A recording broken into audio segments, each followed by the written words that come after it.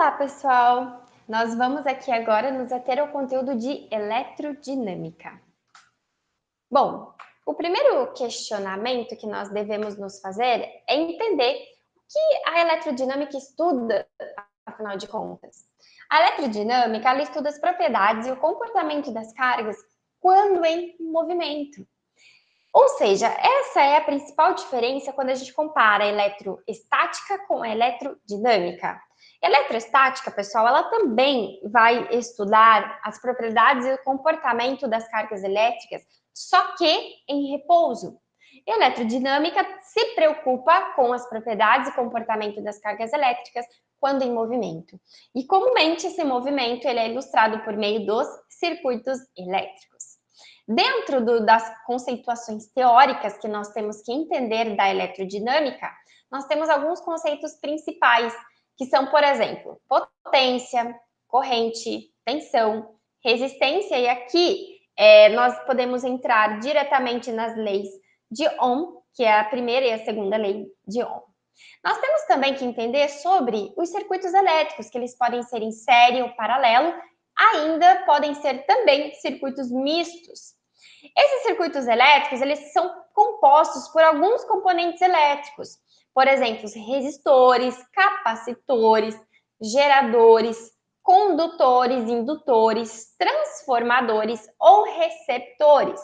Esses componentes, eles podem estar presentes dentro do nosso circuito elétrico, não necessariamente todos ao mesmo tempo, mas eles sim podem estar presentes no nosso circuito elétrico. Bom, primeira coisa que nós temos que nos ater aqui é entender o que seria potência elétrica. Bom, para facilitar esse entendimento, nós vamos agora imaginar um equipamento elétrico que nós temos em casa. Vamos tomar como exemplo o equipamento elétrico conhecido como aquecedor. O que acontece, gente? O que o aquecedor está fazendo? Na verdade, ele está transformando energia elétrica em energia térmica para poder aquecer o ambiente. E a potência elétrica nada mais é do que isso, essa transformação de energia elétrica em alguma outra fonte de energia. Mas nós temos que imaginar a seguinte situação: nós temos dois aquecedores, o aquecedor A e o aquecedor B. E vamos supor que o aquecedor A, ele aquece com maior rapidez, ou seja, ele dá uma temperatura amena, né, com menor tempo do que o aquecedor B. Isso, resumidamente, é o quê? Significa que o nosso aquecedor A, ele tem maior potência do que o nosso aquecedor B.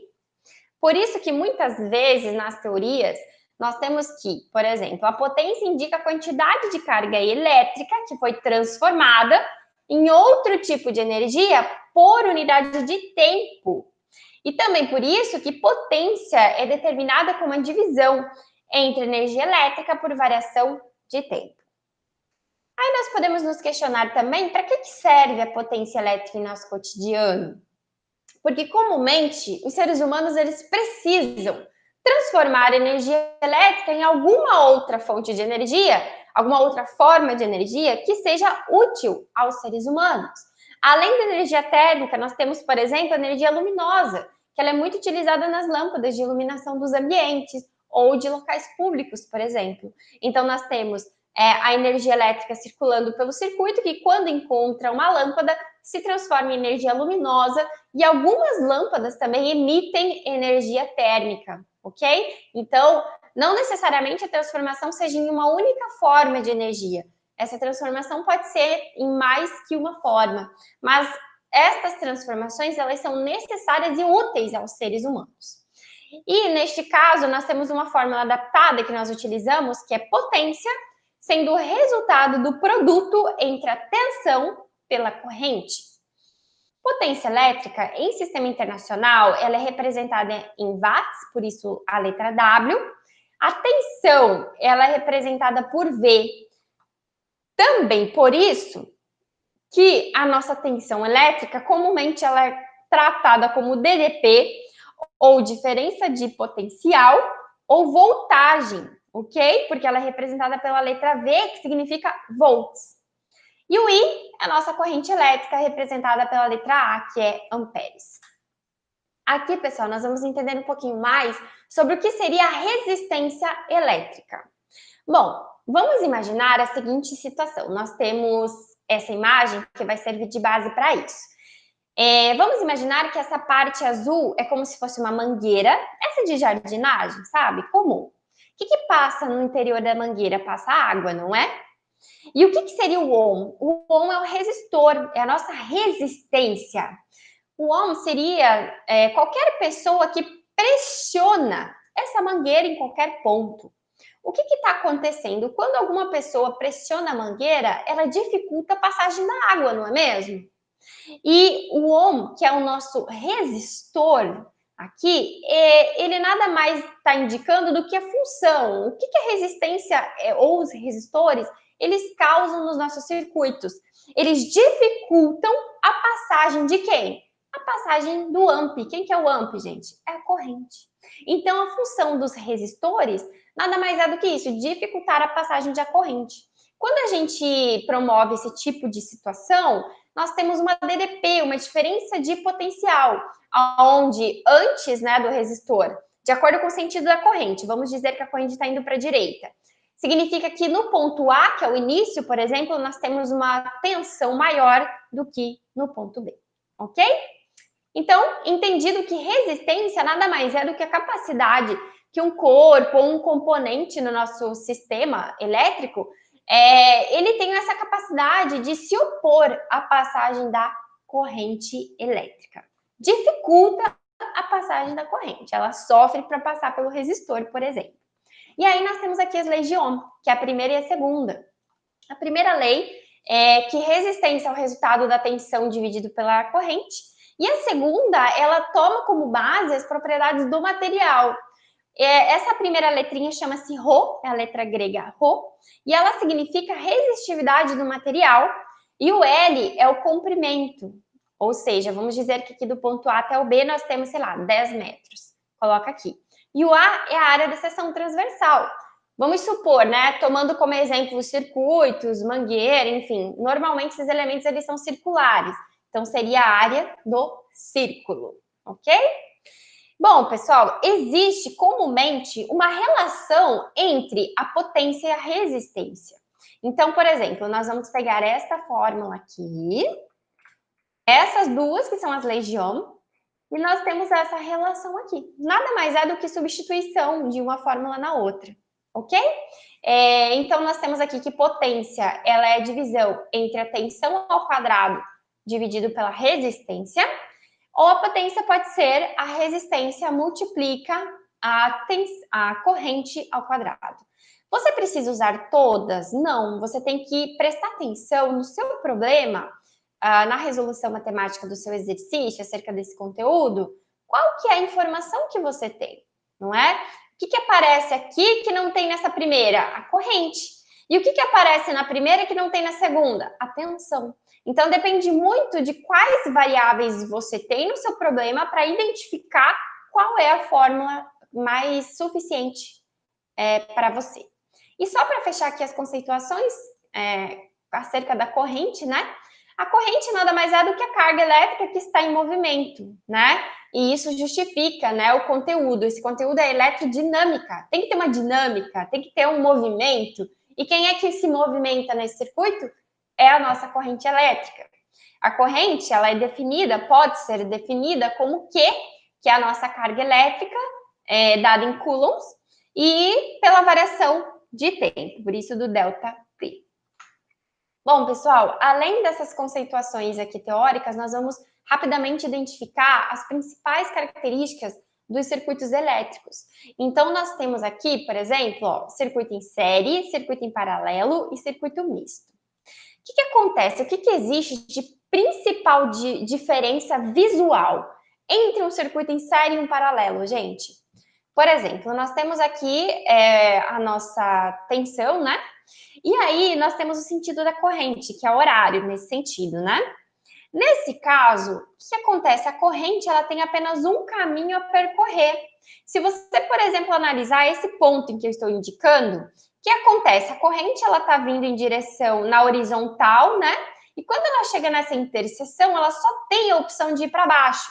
Ela não pode continuar indo para frente, ela não pode subir, porque eu nem tenho condição, eu não tenho material. E a corrente ela se propaga de acordo com o circuito, ok?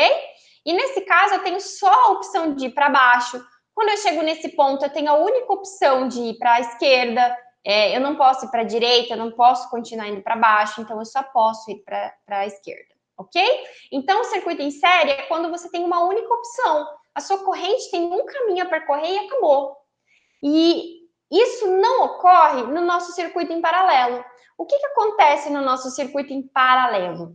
A corrente, comumente, ela apresenta opções de divisão, ou seja, eu tenho mais que um caminho possível a percorrer. Como assim?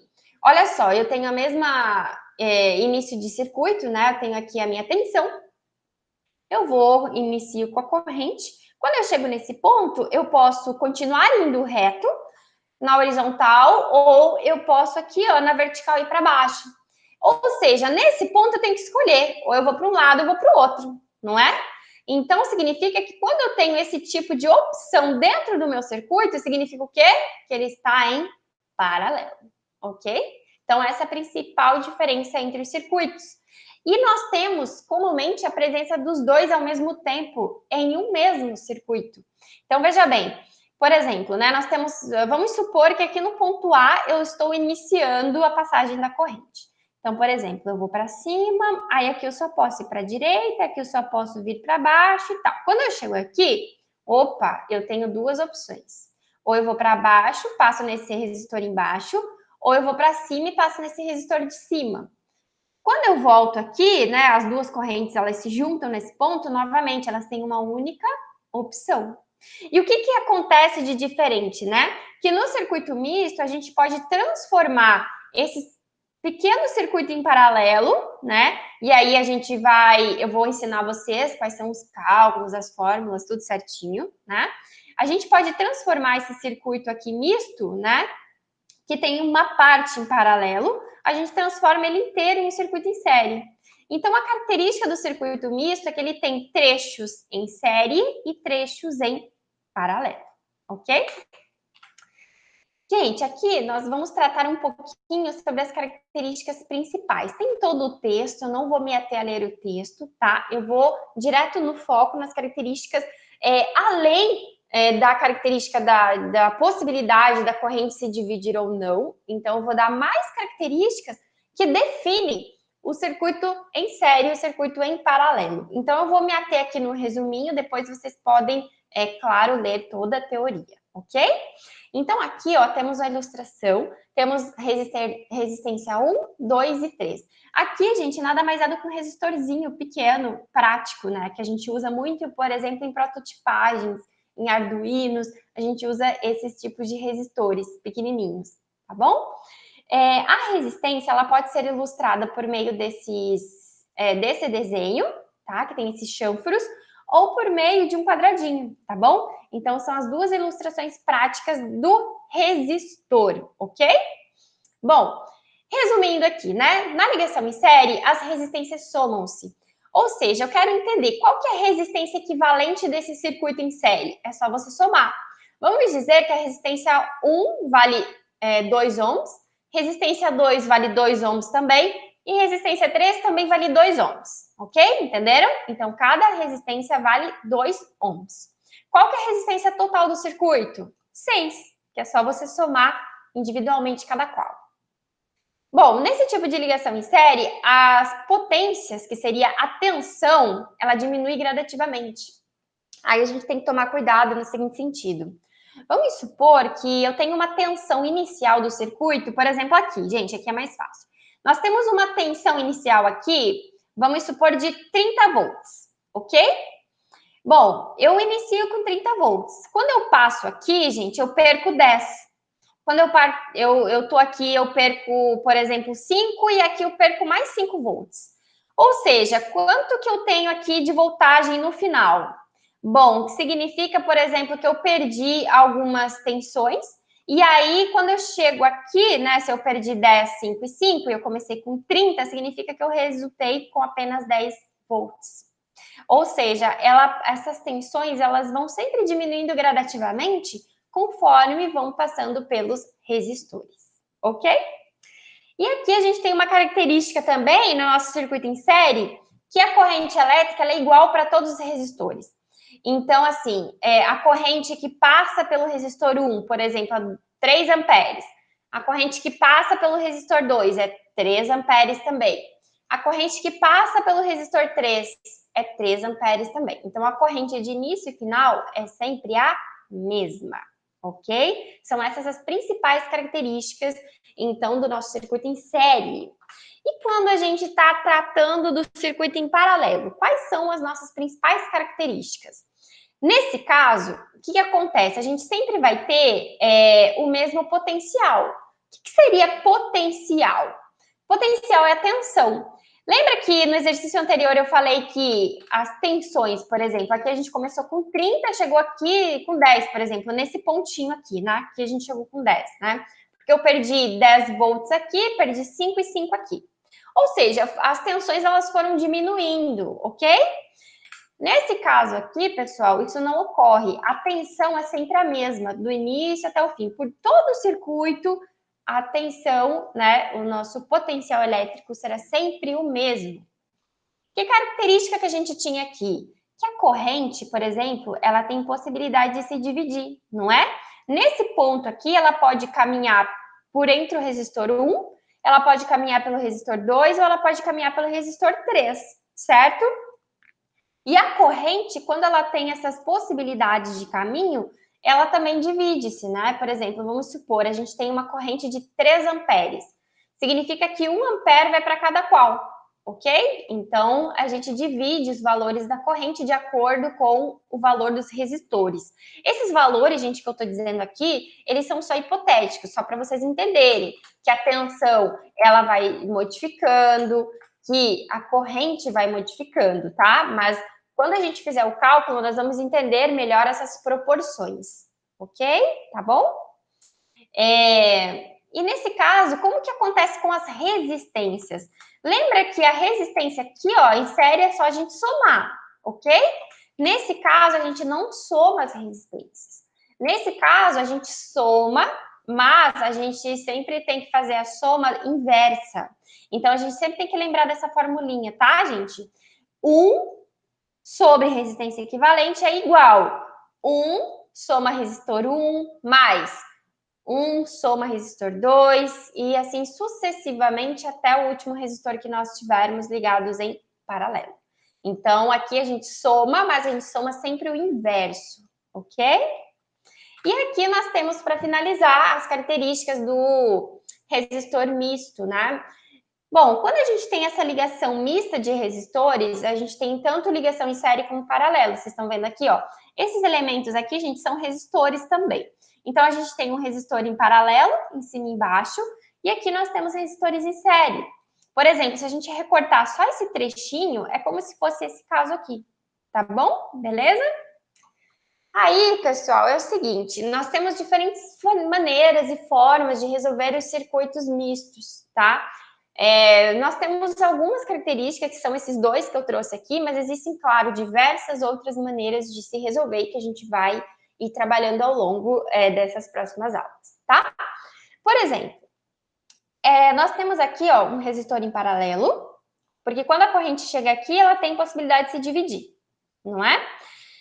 Quando a gente resolve, encontra a resistência equivalente desse resistor em paralelo, a equivalente sempre é uma única resistência. Então, o que acontece? Eu vou representar esse mesmo desenho aqui no meio, ó, entenderam? E eu vou sumir com esse resistor 2 e 3. Ou seja, eu vou resolvendo, vou encontrando as resistências equivalentes e vou sempre modificando, atualizando o meu desenho, tá bom? E aí, quando eu tenho uma resistência do ladinho da outra, torna-se como se fosse esse exemplo aqui, ok? Esse trechinho. E aí é só você somar os dois, por exemplo. Então, essa é uma das maneiras de resolver resistores mistos. Você vai sempre por partezinhas. Resolve o paralelo. Do paralelo, sobra um único resistor aqui. Aí ele se torna em série. Aí você resolve a série, E, assim, outras maneiras. O que acontece? A gente vai treinar, eu vou mandar mais alguns materiais para vocês com métodos de cálculo. Então, os próximos vídeos que a prof vai postar aqui para vocês, eles serão como que a gente resolve esses tipos de circuitos, quais são as fórmulas e tudo mais, e aí vai ficar um entendimento bem mais aplicado. Certo, gente? Ademais, era isso que eu tinha de conceituais teóricos para passar. Até mais, gente!